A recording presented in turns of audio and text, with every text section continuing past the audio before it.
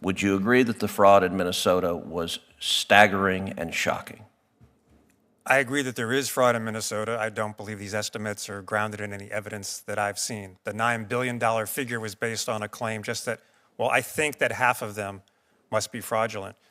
I just heard a comment just saying, boost the number up.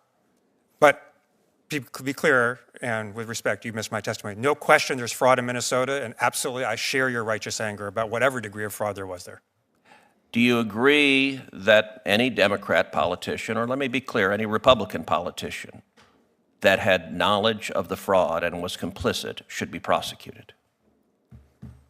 I'm not sure what they're being prosecuted for, but also in my testimony, I described also outside of Minnesota the manifold ways that this administration is enabling fraud. Look, I understand. And the reason, hold on. The standard is that you want to prosecute. Sir, I'm going to ask a question, and then you can answer it. Yes, sir. Today, I'm breaking down a fiery Senate hearing where Ted Cruz clashed with witnesses over alleged massive fraud in Minnesota. We're talking Medicaid, SNAP, childcare programs, and claims that the total could reach up to $30 billion. Let's get straight into it. Representative Robbins, let's start with you. How broad was the fraud that was perpetrated in Minnesota?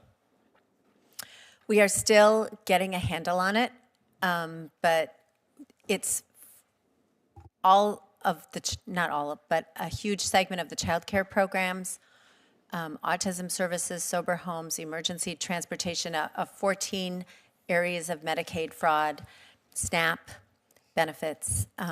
We are still, I would say, getting whistleblower reports, uncovering new vectors of fraud. We just discovered the adult day services and the assisted living. Those haven't been counted in the total so far. So I believe it's much broader than we currently know, and we will continue to expose it.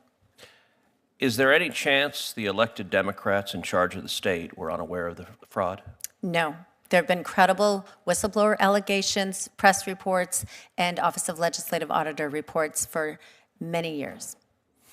Mr. Hoke, I want to thank you for your citizen journalism and your hard work pressing for accountability here.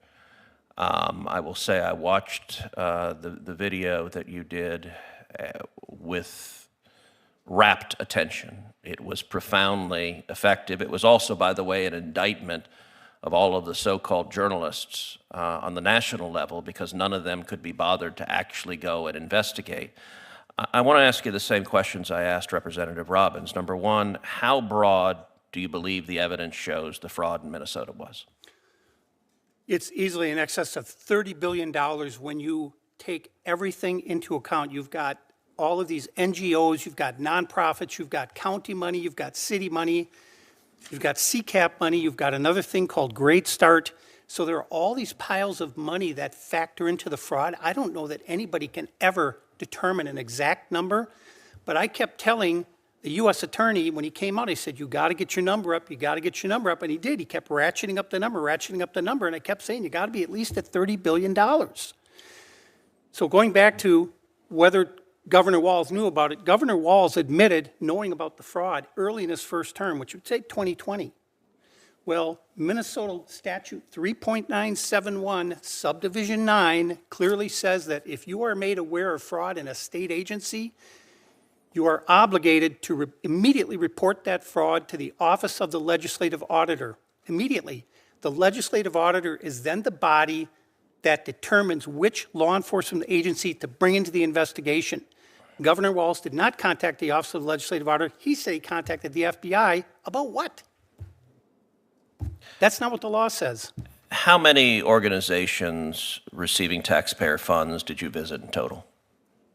How many? How many organizations or ostensible organizations? Companies, 200. Of the child care centers you visited, how many kids did you see? The only place that I saw children was at KinderCare and New Horizons, which are, in my opinion, legitimate. They're large scale. They have play areas. And they also receive CCAP money, but they're the only places that I saw where there were children present, ever. at any of them. How about the autism centers? Did you see children? Did you see patients there? Never. So that's not to say there weren't any, but there were never there. There were never any there. When I was there, never any footprints in the snow. Same thing. Mr. Weissman, you're co-president of Public Citizen, which describes itself as a consumer advocate and a pro-democracy organization. Would you agree that the fraud in Minnesota was staggering and shocking? I agree that there is fraud in Minnesota. I don't believe these estimates are grounded in any evidence that I've seen. The $9 billion figure was based on a claim just that, well, I think that half of them must be fraudulent. I just heard a comment just saying, boost the number up. But to be clear, and with respect, you missed my testimony. No question there's fraud in Minnesota, and absolutely I share your righteous anger about whatever degree of fraud there was there. Do you agree that any Democrat politician, or let me be clear, any Republican politician that had knowledge of the fraud and was complicit should be prosecuted? I'm not sure what they're being prosecuted for, but also in my testimony, I described also outside of Minnesota the manifold ways that this administration is enabling fraud. I understand. Oh, and the reason, hold on. The standard is that you want Sir, to prosecute I'm going to people. ask a question, and then you can answer it. Yes, sir. Your organization describes itself as a pro-democracy organization. I'm going to try to find out if you actually are pro-democracy or if you're simply pro-Democrat and are a partisan. We've seen the Democrats who want to change the topic. So I get you want to testify how much you hate Donald Trump. But I'm quite certain Donald Trump was not running a fraudulent daycare center or a fraudulent autism center in Minnesota. So all of the talking points about how you dislike Trump, set them aside. We will see the Democrats on this committee go down those talking points. Do you believe elected politicians in Minnesota who were aware of this fraud and were complicit in it should be prosecuted? Should there be accountability? There absolutely should be accountability. It is not normal to prosecute government officials for not prosecuting fraud. That is not a standard I'm aware of that you've advocated or that anyone else has advocated in the Senate.